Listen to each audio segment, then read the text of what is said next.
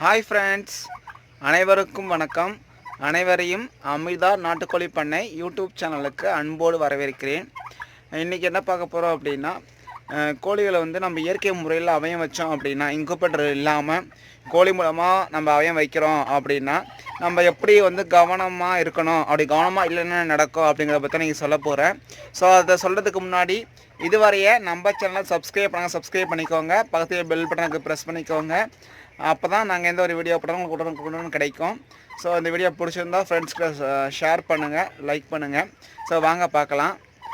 So வந்து நான் பார்த்தேன் அப்படிங்கன்னா இயற்கையாக தான் அவயம் வைக்கிறேன். இன்குபேட்டரை வந்து அந்த அளவுக்கு சக்ஸஸாக இல்லைங்கிறதுனால இன்னமும் தாய்க்கோழி மூலமாக தான் அவயம் வச்சுட்ருக்கேன். ஸோ 100 கோழி குஞ்சுக்கு வந்து ஆர்டர் நம்மகிட்ட வந்துருந்தது, காஞ்சிபுரத்துலேருந்து, மேல்மருவத்தூர்லேருந்து. ஸோ அவங்களுக்காக நம்ம வந்து அவயம் வச்சுருக்கோம். அந்த கோழிங்க வந்து குஞ்சு பொரிச்சிருக்கு. நேற்று பார்த்திங்க அப்படின்னா ஒரு 3 கோழி குஞ்சு பொரிச்சிருந்தது. குஞ்சு பொரிச்சப்போ நான் என்ன பண்ணேன், குஞ்சுகளெல்லாம் எடுத்து தனித்தனியாக கோழி இறக்கி விட்டு தீவனம் வச்சுட்டு நான் போயிட்டேன்.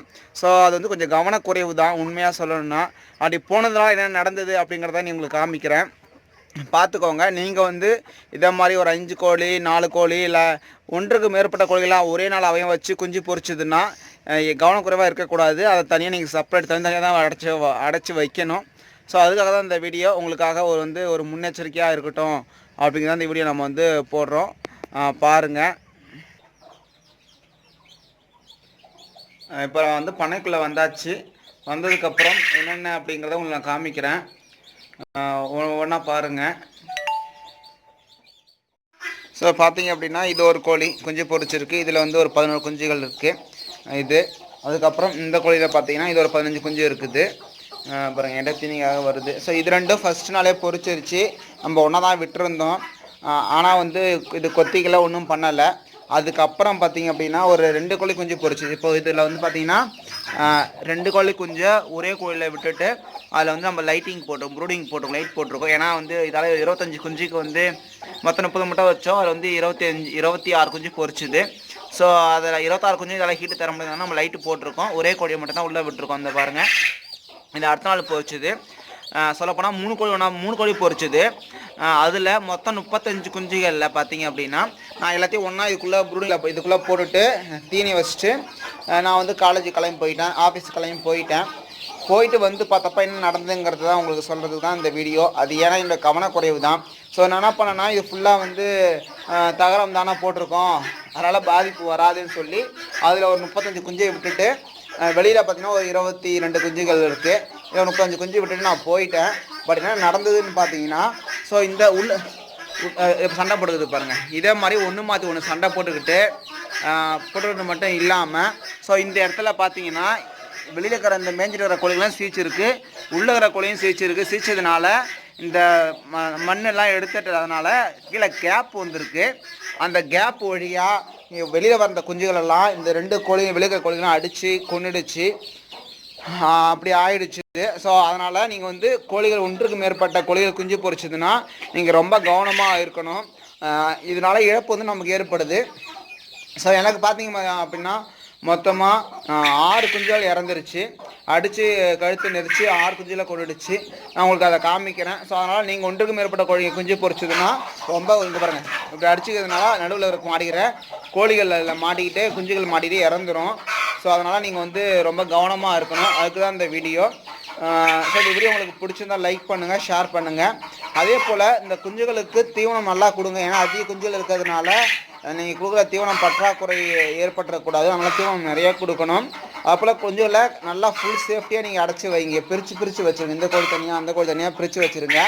ஸோ அப்படி நம்ம கவனக்குறைவாக வச்சதுனால 6 குஞ்சுகள் இறந்துருச்சு சொன்னோன்னா அதில் ஒரு குஞ்சுக்கு என்ன நடந்தது அப்படிங்கிறத நீங்கள் இப்போ பார்க்க போகிறீங்க, உங்களுக்கு காமிக்க போகிறேன்.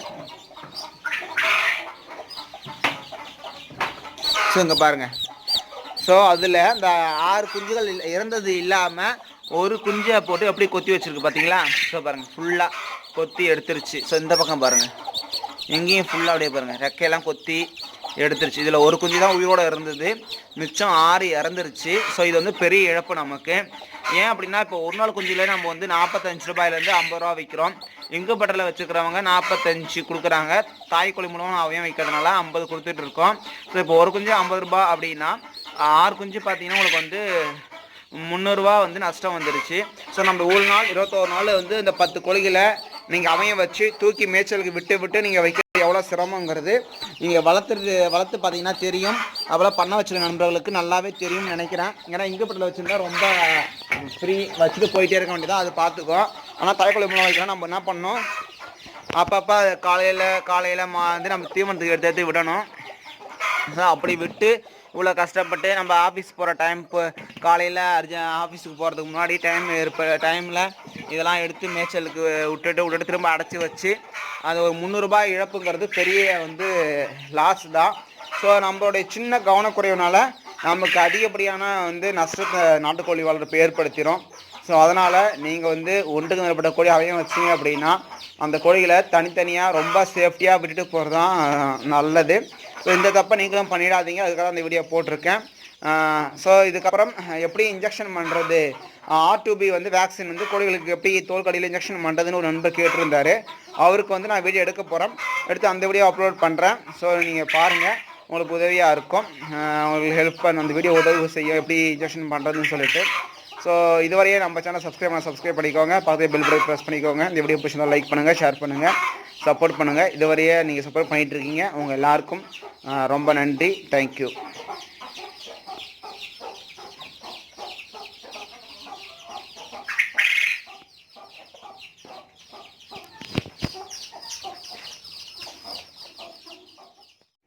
ஸோ அந்த இறந்த குஞ்சில் அவளை காமிக்கிறதுக்கு நான் மறந்துட்டேன்.